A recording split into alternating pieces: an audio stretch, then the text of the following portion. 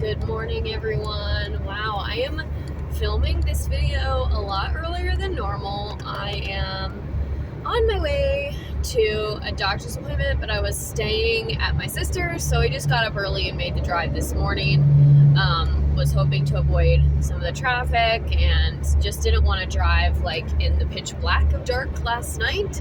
But anyway, coming to you from my car again, hands-free of course, so we can talk about another book that I finished over the weekend. It is the day before Thanksgiving, so if you're watching this on Thanksgiving or if you're watching this on your way to your Thanksgiving gathering, many thanks for being here, and I wish you and yours a very happy and blessed Thanksgiving. So if you are new here, I'm Caitlin, your geeky girlfriend, and this channel is a lot of everything. There is a lot of Taylor Swift things here. I just uploaded a new video to that series yesterday, so make sure you go check that out. But we also have a lot of geeky stuff too, like books and movies, and in the new year we're going to start a TV show series, so that'll be super fun.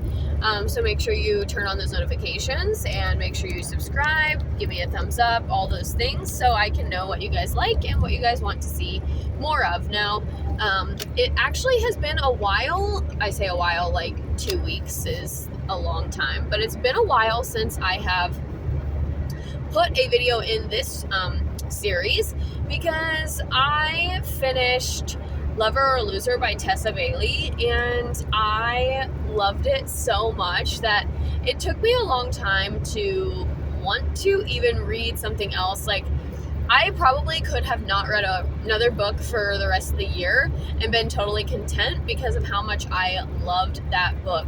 I do have a full review on my YouTube channel and over on my Goodreads profile, so make sure if you haven't seen it yet or heard it yet, you go check that out. But it is the second one in the Hot and Hammered series, and definitely will be picking up the third one very soon. But anyway, so after I read that and reviewed it, I like I said, I just loved it so much that it took me a solid like 4 to 5 days before I even thought about picking up another book. And then even when I did, I dabbled with the nonfiction book that I'm currently reading, because that was one of my goals this year, was to do 6 nonfiction books, because my goal was 24 books and I wanted 25% of them to be nonfiction, because I do believe in just bettering yourself, and there's never too much knowledge you can have. And again, whoopsie, had to catch my trash from falling.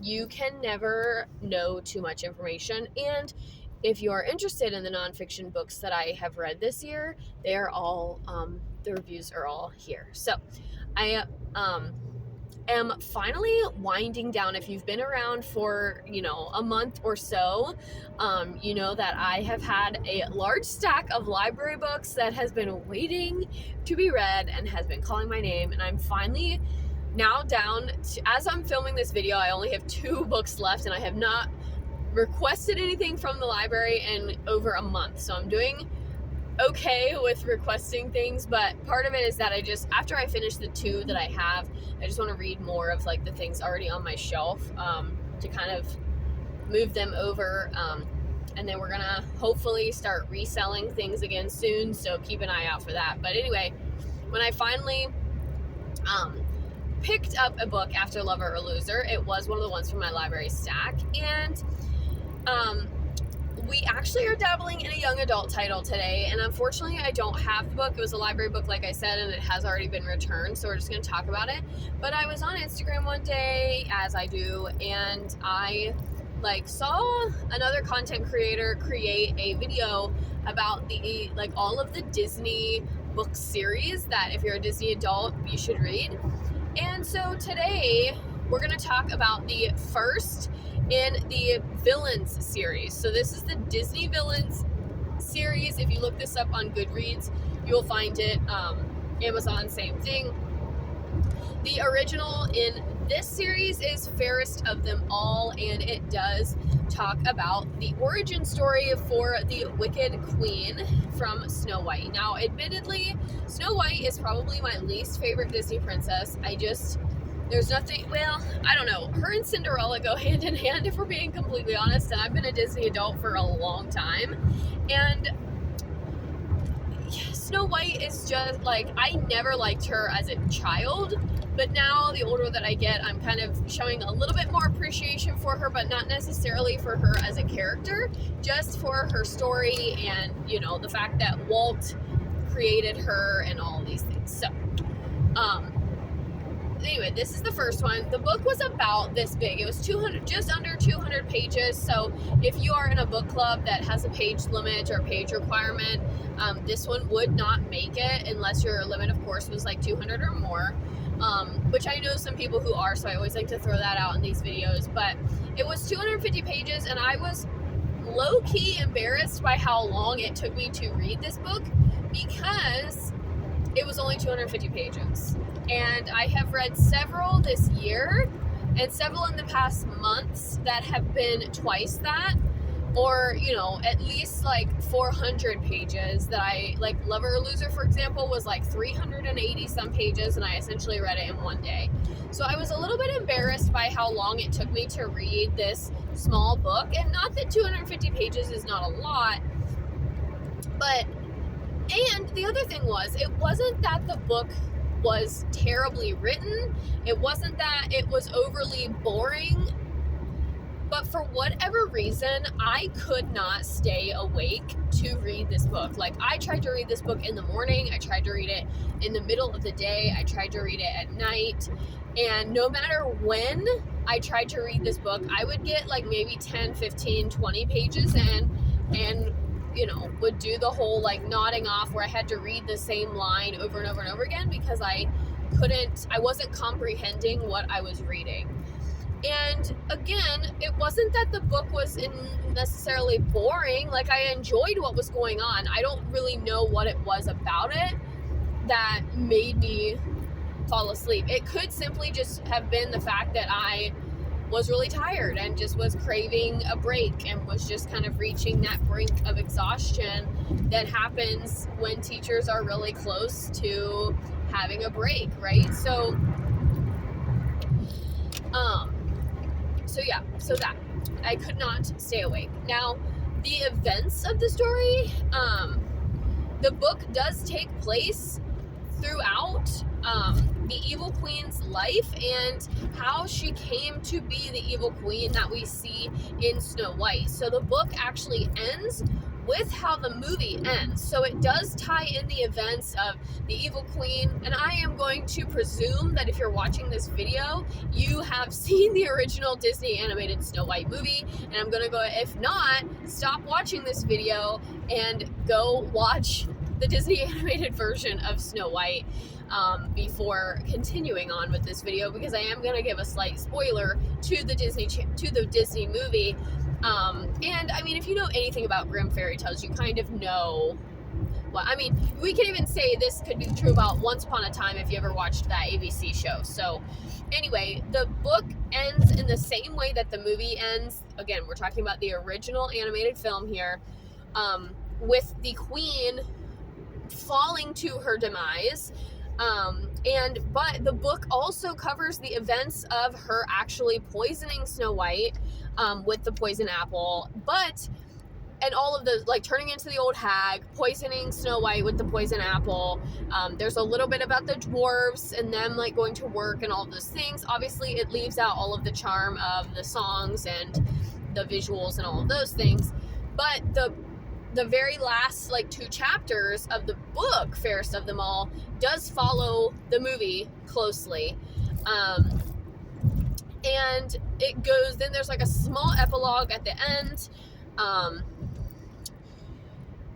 And the rest of it, I mean, that's what I'm saying, like, the rest of the plot was not terrible. Like, it was kind of interesting to hear about how she came to be the evil queen. Like, she was not a witch or a heretic or whatever term you want to use. Like, she had to learn the potion, and she had to learn the spells, and it goes through all of that. It also goes through who the man in the mirror is, and that part was really interesting. So it just adds this extra level of depth to this character that we haven't really gotten before. But for whatever reason, I could not stay awake. So for that alone, I did give the book 2 stars overall.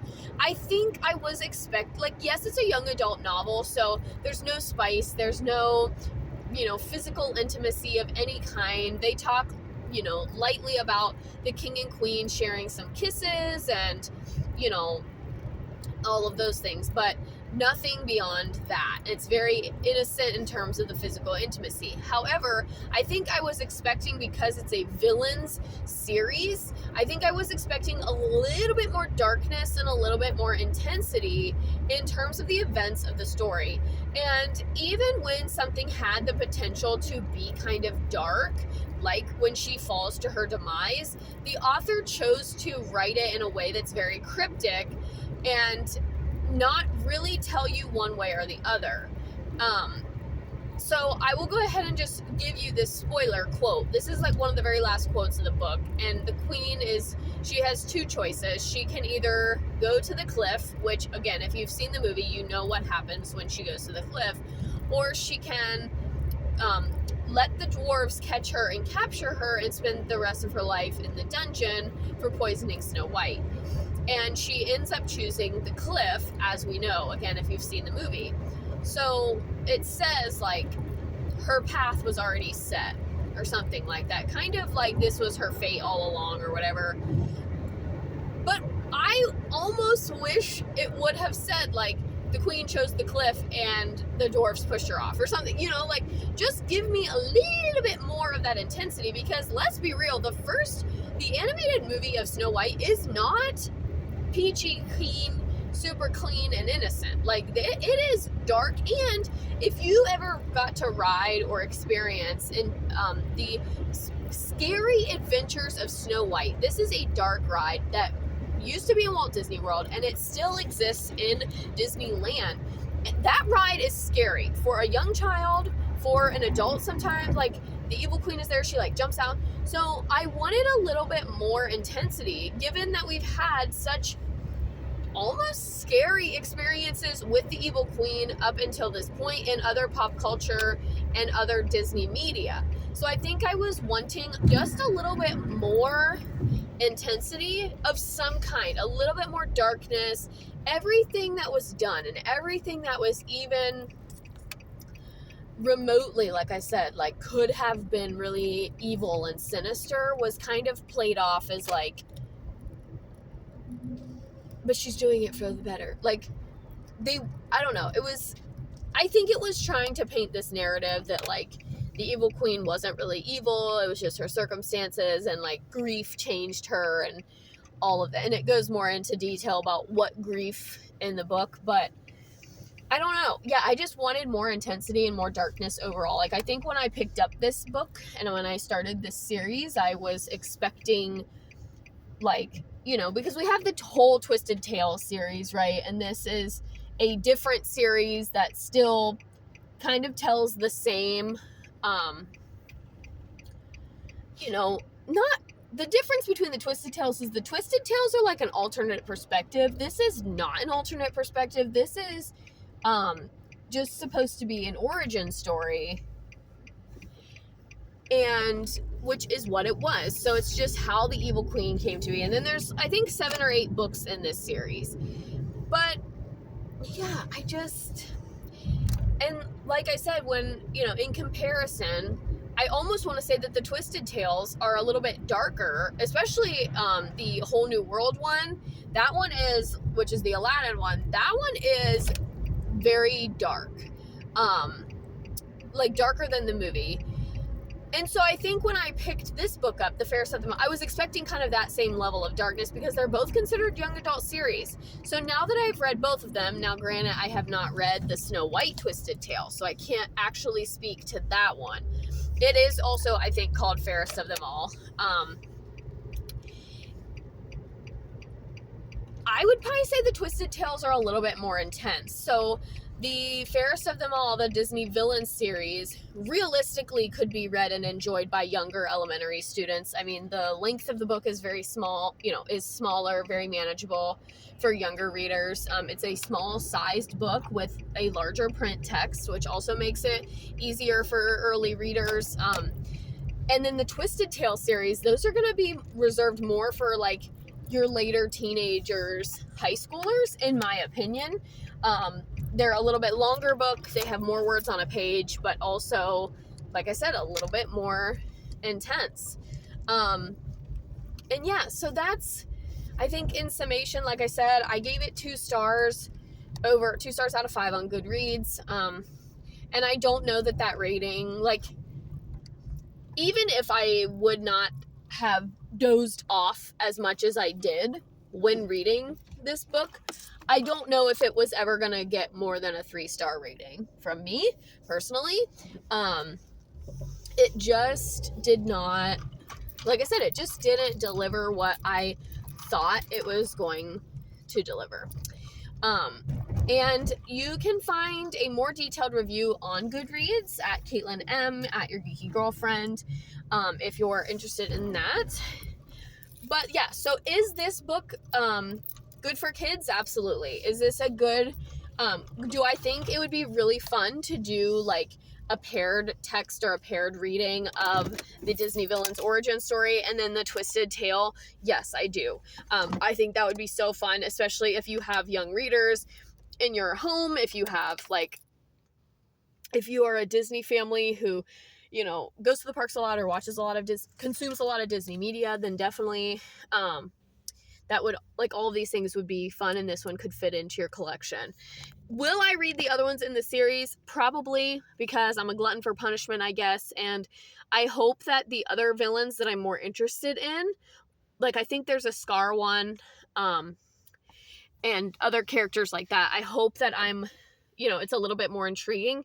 The other thing, probably my favorite thing about this book, and this will be the last thing that I say, is that there were some references made to Maleficent, even though she was not named, but I just thought it was interesting because Snow White was Disney's first animated feature film, and then they were making all these references to Maleficent, but I do not think that there is a Maleficent title in this series. I think it was done on purpose. I don't know if Maleficent gets her own book in this series, but there were references made to her. Alrighty, well, I think that is it. I am at my destination, so thank you all so much for hanging out and watching this video. Stay tuned for more book reviews between now and the end of the year, and be ready because at the end of the year, like at the end of December, we're going to drop a video of all the books that I read this year and just a very quick, like, here's my rating and should you read this, should you add this to your TBR for next year type of a thing. So it'll be like a quick rapid fire, like I read this book and this is what I thought about it type of a thing. So we've got that coming. And I'm going to be posting some stuff on Instagram stories today while I'm out and about running my errands. So also you can check me out over there on Instagram. And that, I think, is it for this video. So you guys know what to do. Give me that thumbs up, hit that red button. Let me know in the comments if you've read this book or any of the others in this series and which one I should read next. Now, I do think that these books are intended to be read in a series, so I'm probably going to try and read them in order, but that's always subjective. So whatever you guys think, let me know in the comments what you think, and I will see you guys next time. Bye-bye.